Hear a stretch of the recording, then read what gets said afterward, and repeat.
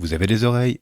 Nous avons des podcasts. Bonjour à toutes et à tous, je suis Stéphane de la médiathèque de Rumilly et vous écoutez Choyez vos oreilles qui vous fait explorer l'univers toujours plus vaste du podcast. Chaque semaine, je fouille nos rayons virtuels pour vous conseiller 3 podcasts sur un thème précis.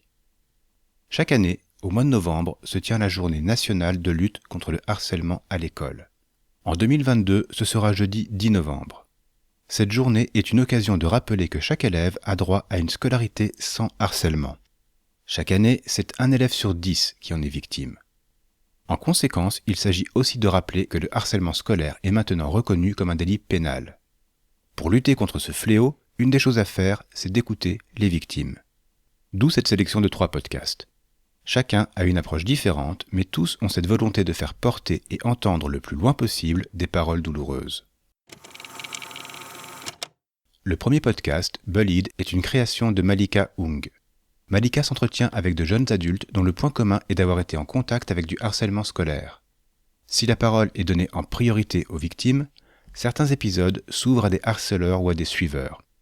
L'idée n'est pas de donner le même poids aux victimes et aux bourreaux, mais plutôt de comprendre le cheminement qui peut créer les seconds. Chaque épisode est thématique en fonction du parcours de la personne rencontrée. Le temps écoulé depuis les faits de harcèlement permet à chacune de prendre de la hauteur par rapport à ce qu'elle a subi. Les témoignages sont posés et réfléchis. Et cette multitude de portraits montre toutes les formes que peut prendre le harcèlement. Avec cette multiplicité, le podcast insiste, comme les suivants et les associations qui s'emparent du problème, sur le fait que le harcèlement n'est pas le fait de la victime, mais bien du ou des harceleurs. Bullied a été diffusé en 2019, mais il n'a rien perdu de sa pertinence ni de sa force. Et puisqu'il s'agit de témoignages de violence, certains épisodes peuvent, en fonction de votre expérience du harcèlement, être difficiles à écouter. Je ne peux que vous encourager à vous assurer d'être dans de bonnes conditions avant de lancer l'écoute. Tessae est une rappeuse de Marseille qui a déjà 2 albums à son actif. Mais avant de devenir une musicienne reconnue, Tessae a été victime dès le collège de harcèlement scolaire. Elle en parle dans un livre, Frôler les murs. Son éditeur, La Tess, a transformé l'œuvre écrite en un podcast, Tomber les murs. Tessae est au micro avec une pédopsychiatre, la doctoresse Lélia Benoît. Ensemble, elles évoquent ce qui peut menacer la santé mentale ou physique des élèves au collège ou au lycée. Seul un épisode sur les 6 est consacré au harcèlement scolaire. Les autres vont s'attaquer à la phobie scolaire, à la dépression, aux troubles alimentaires.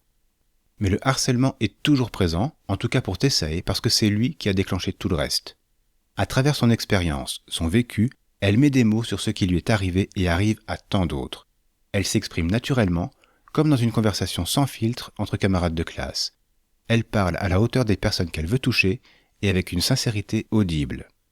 Mon seul petit regret, c'est que les épisodes assez courts empêchent parfois de creuser un peu plus certains sujets. Mais ils forment déjà une structure solide pour exposer les différentes problématiques choisies.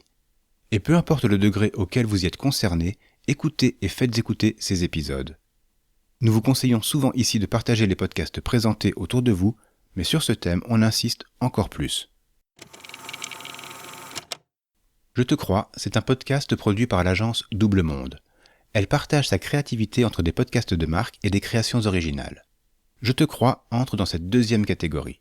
Chaque saison explore un thème particulier.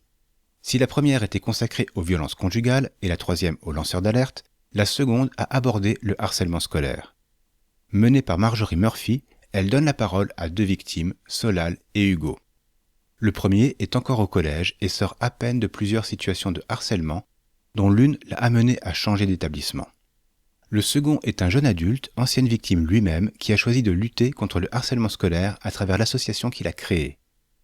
Chaque épisode est thématique et nous fait rencontrer une personne qui, à son niveau, a été confrontée au harcèlement.